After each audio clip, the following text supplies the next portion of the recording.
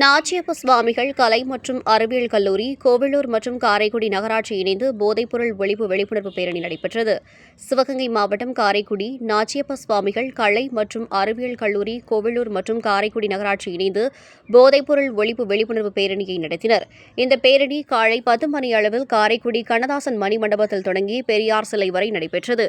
பேரணியை காரைக்குடி நகராட்சி ஆணையர் பாலு தொடங்கி வைத்தார். நகராட்சி சுகாதார அலுவலர் டாக்டர் விக்னேஷ், நகராட்சி அதிகாரிகள், நாச்சியப்ப சுவாமிகள் கலை மற்றும் அறிவியல் கல்லூரி முதல்வர் டாக்டர் கே. கலா மற்றும் துணை முதல்வர் எம். சீதாலட்சுமி ஆகியோர் கலந்து கொண்டனர்.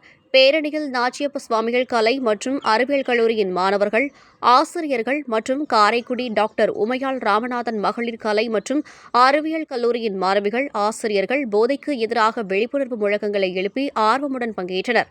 இந்நிகழ்வை நாச்சியப்ப சுவாமிகள் கலை மற்றும் அறிவியல் கல்லூரியின் நாட்டு நலப்பணி திட்டம், NSS இளைஞர் செஞ்சிலுவை சங்கம், ORC மற்றும் போதைப்பொருள் ஒழிப்பு விழிப்புணர்வு குழு ஆகியவை முன்னின்று ஏற்பாடு செய்திருந்தனர்.